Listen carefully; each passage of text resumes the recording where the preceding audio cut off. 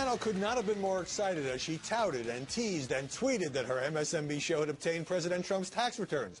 Then came the 20-minute monologue, and she still didn't get to the news, the two-page summary from 2005, until after the first commercial break. This is the first time we believe any federal tax returns for Donald Trump have been obtained by anyone. But once you're the President of the United States, the people of the United States need to know if you've got significant unexplained sources of income. Honestly, there's genuine concern as to whether he will pursue tax policies that are designed to personally benefit himself and his family. What we have are these 2 pages, front and back, from the same 1040 form that you might have filled out when you file your taxes. And that's where we began when I sat down with White House Press Secretary Sean Spicer in the old Executive Office building. Sean Spicer, welcome. Thanks for having me. Welcome to the White House. Thank you for joining us at the White House. When Rachel Maddow disclosed 2 pages of President Trump's tax return showing he paid $38 million in 2005, the president tweeted, "NBC, fake news." But even before she got out the news, because she had this long, rambling introduction, the White House confirmed that the returns were real.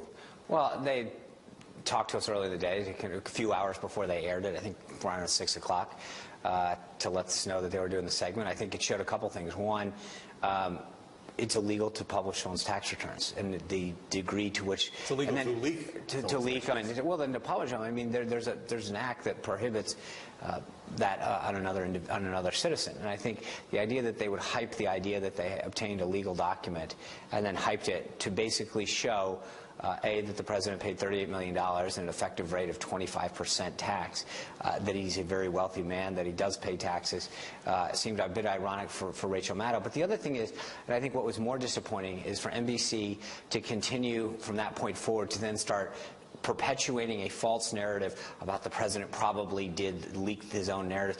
It was unbelievably dishonest, and it shows the lengths to which NBC News will go to get ratings. This was former New York Times reporter David K. Johnston, who says that this arrived anonymously in his mailbox, and the president tweeted, does anybody really believe that a reporter who nobody have ever heard of went to his mailbox and found my tax returns? What's he suggesting there? Well, I think that, to your point, I mean, this is a former reporter who's now running a blog that I'm sure gets minimal traffic, and somehow someone believes that he's the best way to get out key news. It's a little suspect. So the question is, instead of them perpetuating at NBC this false narrative about whether they got there, they should be asking this former reporter that was let go from the New York Times how somebody would want to pick someone like him.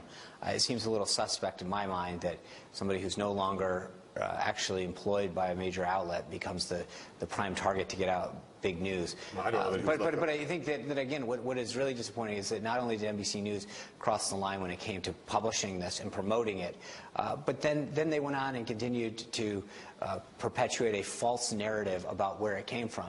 And for them to sit in a briefing room every day and question us about proof and sources, when they went on and created this false narrative, I think NBC should be extremely ashamed of how they handled this, and it just shows, again, the lengths to which they'll go to get ratings and to promote false narratives. Speaking of the briefing room, you had an extraordinarily contentious briefing the other day. Well, most days are a little. All right, but this one I thought took the cake. It's about the president's claim of wiretapping, which you now say includes surveillance, and you said journalists are pushing a false narrative there. What is the false narrative? Well, there's 2 things that are interesting. The first one is the following, that when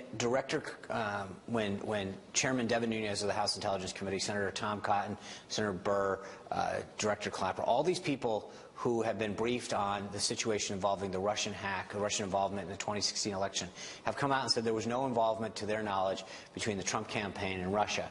Not one of them ran a story.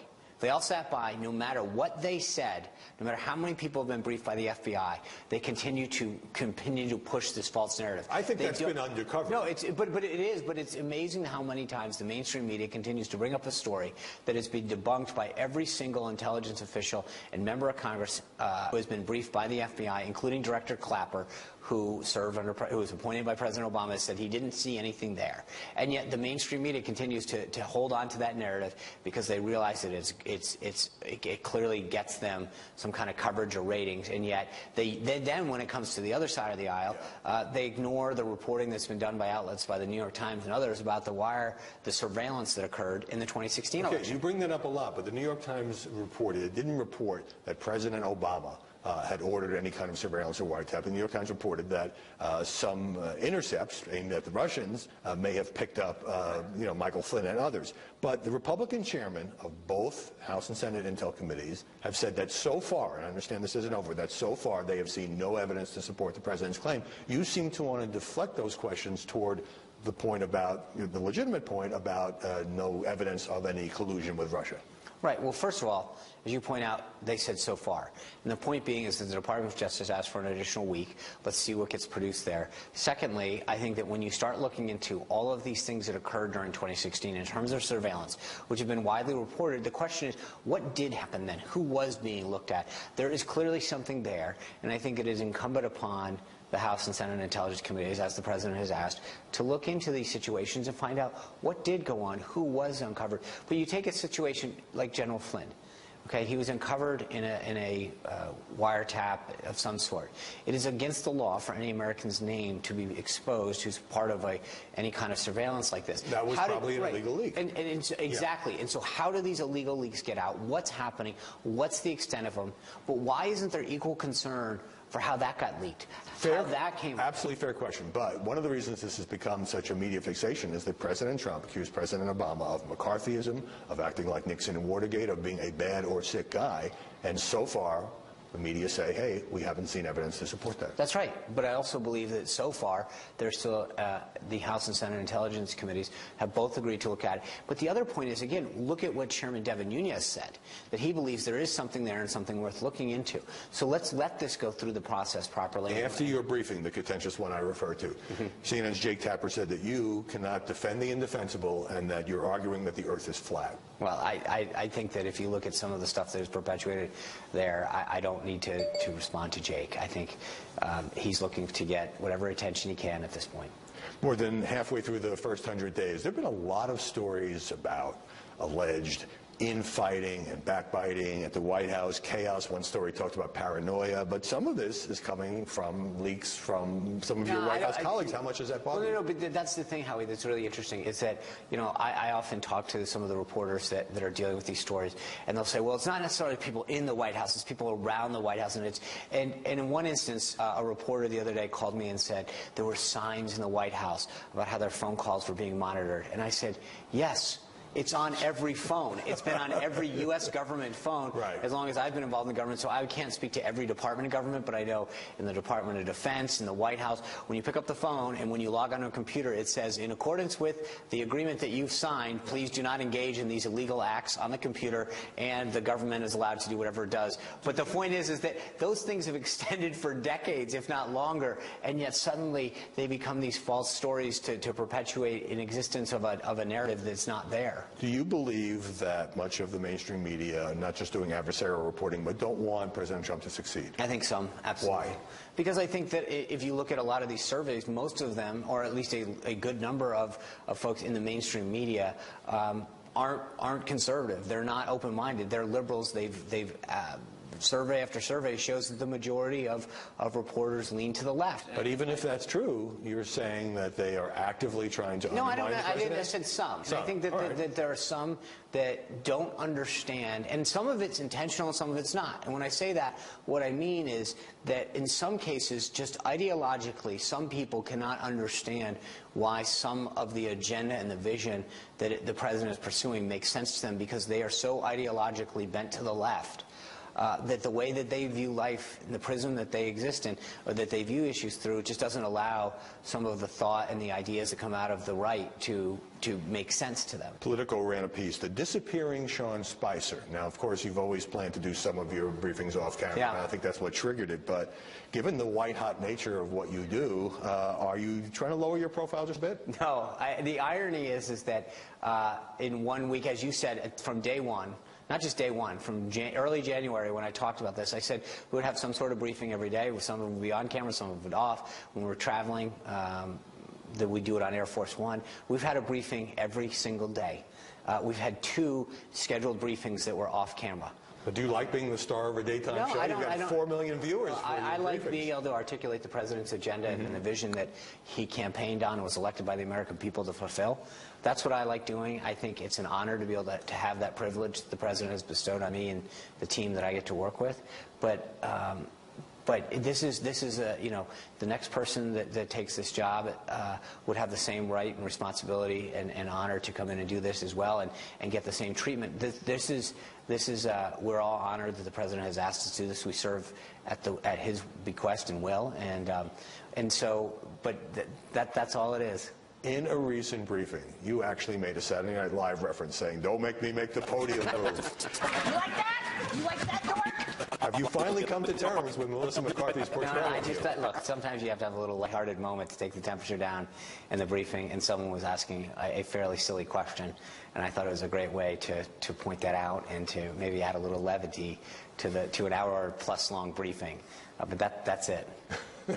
I shouldn't read anything into it beyond No. You haven't warmed up to SNL. I'm usually as well asleep by the time that comes on. It's the one night that I truly get to get a good night's sleep before heading off to church the next morning. Sean Spicer, thanks very much for joining us here. Let us know what you think. MediaBuzz@foxnews.com. When we come back, our panel weighs in on that spectacle involving Rachel Maddow and the leaked Trump tax return. And later, Bill Bennett will be here on the highly contentious coverage of the new president.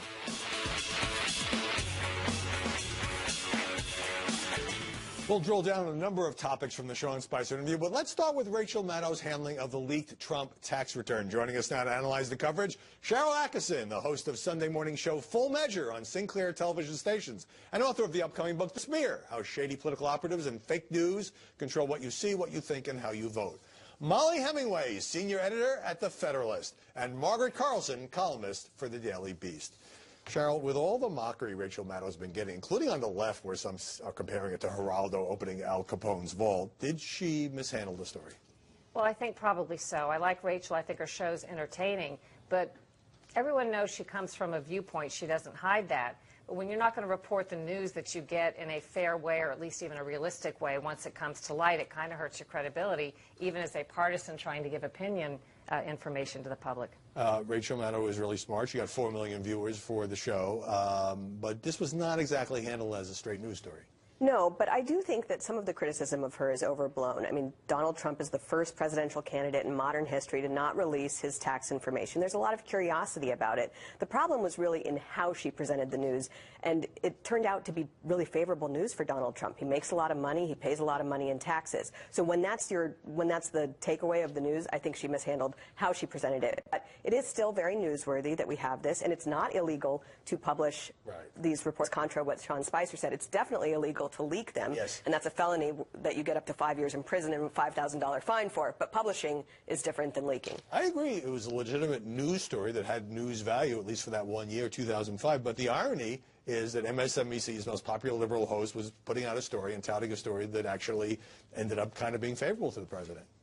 Favorable, and the way she did it was a caricature of Sweeps Week at a local station, where after the break, and she... Don't go away, stay tuned. I think it was 20... Coming up next. Yes, 23 minutes before we found out that Donald Trump paid his taxes in 2005. And she got scooped by the White House, which got the information out before she finally reported it. And if Saturday Night Live weren't in reruns last night, I believe they would have done Rachel Maddow, maybe a Kate McKinnon doing Rachel Maddow, however hard it would be to caricature it, since it was a parody as it was unfolding. Right. Now, as I mentioned, these returns were obtained by David K. Johnston. He's a former New York Times reporter who took a buyout from the paper. He wasn't let go.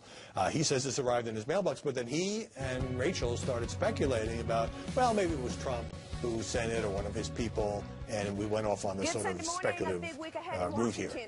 Well, I don't know. I don't have inside information on that. But I think if Trump were wanting to get out good information about a tax return, it would be kind of risky to give it to the very network that would be least likely to report the good news. Right. And Johnson himself wrote a kind of an anti-Trump book, and he likened Trump to P.T. Barnum. He said Donald doesn't know anything. So even if you think they're behind it, and I personally don't, I don't think they would pick this guy. No, and the only reason we're talking about it again, that it possibly was from Donald Trump, is because of what good news it was for Donald Trump. And it's a good reminder for the media in general that when you are digging a grave for your enemy, you don't want to fall into it yourself. And people have been so sure that that the information from tax returns would be horrible for Trump that they forgot to think about the possibility that it might not be. Right, exactly. So Rachel Maddow is absolutely unapologetic about her handling. She told the AP that where people said this was some kind of bombshell doesn't mean that it's damning information. If other people left to that conclusion without me indicating that it was, that hype was external to what we did. But, you know, as I say, even many liberals are saying, no, you hyped it, and you hyped it in a way that made it seem like a bigger deal than it turned out to be. Yes, well, this left-on-left violence is something that people really love if you go after each other. But I think the criticism was deserved, and maybe she should give a little, have a little give in looking back at how she did it, critique herself. Yeah, it's easy to say, well, perhaps we didn't handle it perfectly, we just got it, we just confirmed it before. But we're not in an age of apology right now. We're not. No. That's a good point. All right, stick around ahead. The media is still in an uproar as President Trump refuses to back away from his claim about wiretapping or surveillance. But up next, the president calls NBC despicable. Why his criticism is getting so personal.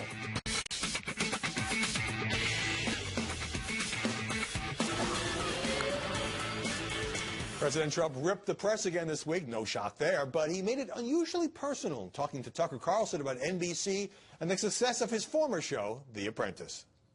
I was very good to NBC, and they are despicable. They're despicable in their coverage. CBS, ABC, you take a look at what's going on. I call it the fake press, the fake media. It is a disgrace what's happening. Molly Hemingway, what do you think about President Trump using that kind of language against NBC and hearkening back to The Apprentice? Well, it's just interesting that he seems to feel that he has a relationship here with the media, and that he does have an ego, and he thinks that his previous relationship with them should mean he gets better coverage. But really, it is interesting just how much of a relationship there is and how dysfunctional it is. And, you know, I think about how Les Moonves at CBS said a year ago that it might not be good for America, but Donald Trump is great for CBS News. And they both sort of play off each other, the media and Donald Trump, in a way that might not be healthy for the rest of the country. Right. There is this thing about the relationships, Margaret Carlson. For example, President Trump often criticizes Jeff Zucker, who ran NBC at the time of The Apprentice. Now, of course, is the president of CNN, and he often says, I got Zucker his job. So do you think the president has a sort of a thing about making this personal? He feels personally aggrieved by what he sees as unfair coverage. Well, the president makes a lot of things personal. The wiretap is personal, and Obama's a sick, bad guy. Jeff Zucker is an awful creature now. But Trump makes no distinction between the entertainment division and the news division. I believe The Apprentice was in the entertainment division. It's a reality show. And so the news is not a reality show. He also doesn't, he hasn't switched to being a public figure governing. He was used to telling the tabloids what, you know, dishing stuff to the tabloids in New York for years. That's what he thought. By the way, was a very good skill that has served him well in the campaign and as president. He did beautifully, particularly in his divorces, in which he looked like this great guy out there and paying lots of money to his ex-wives and on and on. But he was John Barron calling them up and pretending to be his own PR guy. This doesn't work anymore. For the record, he disputes that. But Cheryl, are we approaching the point where Donald Trump says fake news so often that it's becoming almost background noise and getting to be a little less newsworthy? Yes, but I think that serves his purpose, because if we look back at the history, fake news was a phenomenon, as a phrase that was pretty much put on the plate of the American public last September by liberals who intended to use it. David Brock and company, a Hillary Clinton operative, and President Obama got on that train. Their attempt to control the last place that you really can't control everything, which is the Internet. They think they got the news covered and other angles, but this was how they could control information on the Internet. And Trump co-opted that term so effectively that now people think fake news is his term, and it served his interest, even if it is just confusion that people drown out now. Well, you know, he did it again on Twitter after the meeting with German Chancellor Angela Merkel. Despite what you've heard from the fake news, I had a great meeting with German Chancellor Angela Merkel, despite the fact that they had that awkward moment with the non-handshake. Our panel will see in a bit. Coming up, Bill Bennett, who once ran the National Endowment for the Humanities, on President Trump's plan to abolish that agency and make lots of other budget cuts. And later, the White House and the press in a heated battle over those wiretapping allegations. Time now for some insight on the coverage of this White House with someone with long experience in government and the media. Joining us now is Bill Bennett, the author, host of the Bill Bennett podcast on iTunes, and now a Fox News contributor. So you're a member of the Trump Leadership Council. You're favorably disposed toward this president. Do you believe the media's coverage of him is aggressive or intentionally unfair? Oh, both. Very aggressive, intentionally unfair, way over the top. Worse than anything I've ever seen. I mean, I've been around a long time. That's nice. Nice of you to say. Right, look at my white hair. Anyway, you know, they gave it to Reagan, my boss. Yeah. Boss. They gave it to Bush hard. Yet you say this is different. They gave it to second Bush, too. Gave it to Quayle. Oh, I think, first of all, there's more of it. I think it's more unforgiving. I think it's more personal. And I think it's more contemptuous of him. I think they just don't like him and what he represents. Do you think it's fair to say that some of the negative coverage, some portion of it, the president brings on himself with certain distractions and tweeting? I mean, I think tweeting is great for him, and the wiretapping controversy being a perfect example of that. He brings out criticism of himself by things he does, sure, and that's part of the job of the media is to report on that. But the things I'm talking about, the contemptuousness, the snarkiness. A guy I called a year and a half ago and said, I think you're one of the best, most even-handed people on TV, Jake Tapper, is now just snarky. He's just contemptuous of Trump. He just, a sarcasm starts his show. And I'm kind of shocked by this, but there's a lot of that. But Jake Tapper also points out when he believes the president is saying things that are at odds with the facts, and his network is under constant attack by Trump as being a fake news network. Sure. So all I'm pointing out is there's tough words on both sides. You can fire back. There's no question you can fire back. But the question is, you know, what's in their heads? I think there's a couple things going on. I think they're still mad about the election, and really mad that they missed it. And we all know they missed it. You know, I know a lot of people who every time they come out and say, "You guys got it wrong." Historic failure. Yeah, absolutely. And I think the second thing that's going on is, in some ways, how he does not care. I mean, he talks about it, gets into it a little bit, the criticism, but he goes on his merry way anyway. He does not seek their approval. The funniest this town was in the last month was the day he announced he was not going to the White House Correspondents' Dinner. Yeah. I mean, these guys are in shock, not coming to our dinner. Well, they said, well, that's fine. Then we'll get back to the real purpose of the dinner, which is a scholarship. Do you know what was a scholarship? I did. But it's overshadowed by all the celebrities and the president's Hollywood. Well, let me bring you to the budget cuts, because he is supposed to go and be insulted. I often wondered why presidents went. Be insulted by a comedian. And hear all sorts of derisive things about him. He said, I don't have the time. Good for him. Right. Well, presidents also get to tell jokes at these things, but not happening this year.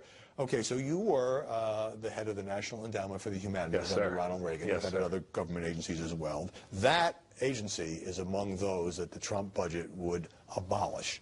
Do you believe the government has a role to play in promoting culture and the arts? Not much, and not in this time, not given the budget situation. You were fine with getting rid of it, even though it's a place you once worked. I was also in favor of getting rid of the Department of Education. Ronald Reagan said, do we need this? I said, no. I've run all these departments and agencies. That conservatives don't like. As George Will said, must you exist? I said, no, we don't have to. You can do this elsewhere.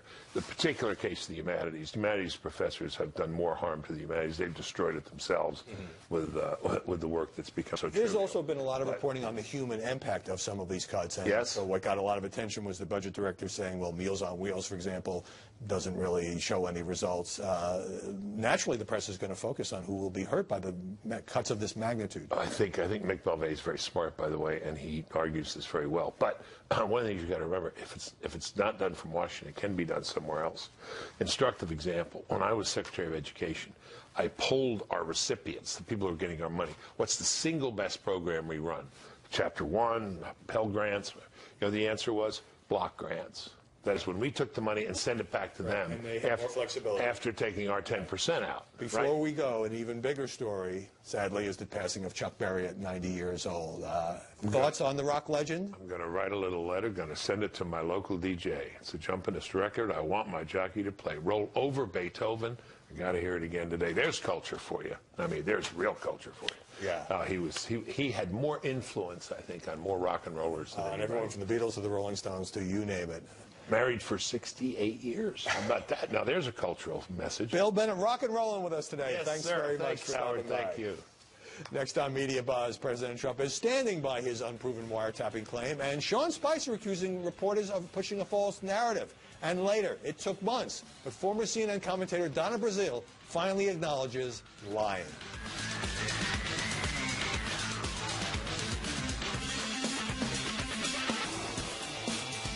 President Trump's claim that President Obama had him wiretapped suffered a setback this week as the Republican chairman of the House and Senate Intelligence Panel said they'd seen no evidence to substantiate that. Tucker Carlson asked the president about his Twitter claim that Obama had engaged in Nixonian tactics. Why not wait to tweet about it until you can prove it? Don't you devalue your words when you can't provide evidence? Because the New York Times wrote about it. You know, not that I respect the New York Times. I call it the failing New York Times. But they did write on January 20th using the word wiretap. And nobody ever talks about the fact that it was in quotes. But that's a very important thing. But wiretap covers a lot of different things. We're back with the panel. Cheryl, what's your take on the coverage of this presidential wiretap claim that remains unproven? And some anchors and commentators completely going off and saying that the President of the United States is a liar. I think there are two good questions to be asked. One is, should he have made the statements relying on the press that, on the other hand, he says he doesn't trust? You can't really have it both ways. But there is a very legitimate question that the media should be asking as to whether there was improper surveillance of the campaign or any of his officials. And we know the track record under the Obama administration meant that they conducted unprecedented surveillance of reporters. They conducted surveillance of phone records of members of Congress, including the Senate Intelligence Committee, according to my sources. So I think there will be more information coming out, and I think those questions are legitimate media questions to ask and dig into. So you're saying it's feasible that this happened, but you're not saying it's by any means proven. I have no information that it happened, but I think that is a question that deserves to continue to be pursued. What did you make of Sean Spicer in my interview and earlier saying, well, the media are ignoring crickets, he said, the other side of the story, that the same Intel chairman who we all quote about wiretapping, surveillance, and no evidence are saying they have no evidence so far of any improper collusion between Trump associates and Vladimir Putin's people? It's actually a really good point. I mean, there is no evidence. There's been no evidence provided that there's a personal wiretap of Donald Trump's phones. There also has been no evidence provided for any number of the unsubstantiated claims put forth by anonymous sources about collusion with Russia. And in fact, when you have these people put on the record, these same people who are probably involved in this coordinated leak campaign to promote this narrative about Russia, when they're on the record, they say, no, we have no evidence of any collusion. And when they come out and say that, it's not a major news story. I mean, Devin Nunes had a big press conference where he pointed that out, and the Washington Post story on it was almost comical in how it went to great lengths to avoid making the point that there's no evidence of collusion with Russia. And you have a lot of the country actually believing this narrative that has been pushed and promoted and carried all by the media for months now. I think the press is mostly focusing on unanswered questions about things with Russia, and obviously, particularly in the case of Mike Flynn, there have been questions about whether or not they have been candid about it and whether they've disclosed it. But is it a fair point to say, if there's no evidence of wiretapping or surveillance, there is equally no evidence that we know of some kind of coordination between the Trump campaign and Russian operatives? Well, I think both have been covered, and the collusion and the Russian hacking is still ongoing, and I think it gets covered as they come out and say what they know. But in fact, I think we're waiting for the results of that, and James Comey's testifying next week. Right. But on the wiretapping, I mean, Tucker did a very good job on this. Trump shifted the burden to everyone else to prove his claim, and in fact, it hasn't been proven. And even Attorney General Sessions came out this week and said there was no evidence. Well, he said that he had given him no evidence. But, Sean Spicer, in citing all these media reports, he spent 5, 6, 7 minutes in the briefing doing this. He also brought up my colleague Brett Baer. What Brett did was to ask Paul Ryan in an interview about reports about possible surveillance or wiretapping, which stemmed from, it was clear, radio host Mark Levin. So he was in no way vouching for those reports himself. But this goes to your point about citing the mainstream media when it's convenient. I think it's not a good practice to use as your primary source, if you're Donald Trump, other media reports. And then, as we know, he sometimes takes what his understanding is of a report and carries it further. I know this as well from personal experience. He carries it a little further than the report said. Where he has mentioned something that you've said and gone a bit further than you had. Gone further than, you know, when he's talked about me and my reporting sometimes. He's correct in a statement he makes, and then he fills in some amplification that is not necessarily, you know. That's his opinion. So, yes. Is there a sense in the mainstream media that for so long journalists, news organizations have been saying this president was wrong about this, he didn't tell the truth about that, he exaggerated or embellished about this, that, and the other thing, and none of it has stuck. And now finally with this wiretapping surveillance question, aha, we think we have him. We are not going to let up. We're going to keep our foot on the pedal. Well, yeah, they keep doing that, and it also keeps blowing up in their faces. And I think at the same time, we need to acknowledge that there has been surveillance of the Trump team. We know that because we have been reading about it in reports. We have been reading about it in the Washington Post and the New York Times. Now, are the particulars of what we know because Mark Flynn but was it targeted at the Trump team, or was it picked up on Russian? It does not matter. I mean, and also we know that the Obama administration relaxed rules on the sharing of information on terms of names of people who are caught up in this. There has been so little interest in this on the part of the media to understand how is this happening? How is this information getting shared? What is the significance of that? And it's really a shame that it takes Donald Trump, the president, to put it out there in order for us to talk about it. Just briefly, you have to admit, whether this is a self-inflicted wound or not, the press is loving this wiretap story. Well, you know, it was the most fantastic tweet of the many tweets of Donald Trump. And so, and when you accuse a former president of doing it and then call him sick, yes, it's news. But then you involve British intelligence, and it becomes an international incident. I'm glad you mentioned that, because I want to have a few things I want to say about that. You know, Fox News became part of the debate over President Trump's wiretapping claim when Sean Spicer, at a briefing, invoked a report by Judge Andrew Napolitano, the network's senior judicial analyst. Napolitano had said 3 unnamed sources told him that President Obama used the British intelligence agency to conduct surveillance of candidate Trump. I didn't make an opinion on it.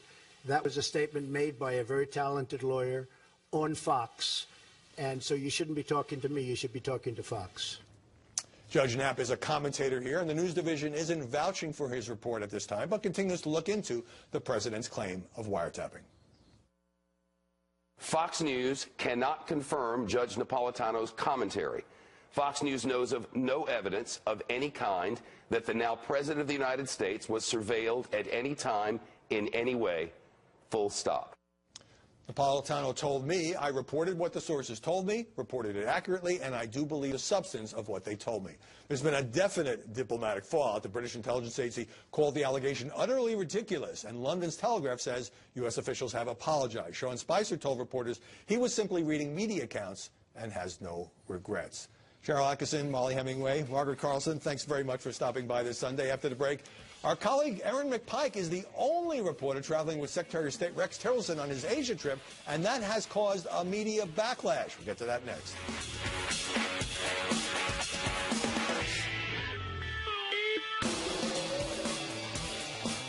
The press is very upset with Secretary of State Rex Tillerson for not taking reporters on his plane during this week's trip to Asia, and some of that criticism got personal when the one reporter allowed on Tillerson's plane was our lead panelist, Erin McPike, who covers the White House for Independent Journal Review. Just ahead, Secretary of State Tillerson makes a crucial trip to Asia, taking just one reporter from a conservative website. So why is he ditching the news media? Joining us now, Alex Cattell, founder of the Independent Journal Review. Let me start, Alex, with what Erin McPike told me in her first public comments on the controversy. It is a reporter's job to push for interviews and exclusives. Everyone is forgetting that. I asked politely, and they granted my request. Look at Michael Lewis's Vanity Fair piece on Barack Obama. I never said I was part of the State Department press corps, nor did he call himself part of the White House press corps. Everyone is completely misreading the situation, thinking I'm temporarily a state beat reporter. No one really knows Tillerson. If Matt Lauer got an exclusive interview, would they have the same complaint? So, Alex, I think Tillerson should have taken a whole plane full of reporters. But since Erin is the only reporter on that plane, and there's been so much pressure around this, did you change your mind and release the audio and the transcript of her interview with the Secretary as soon as it was transcribed? So I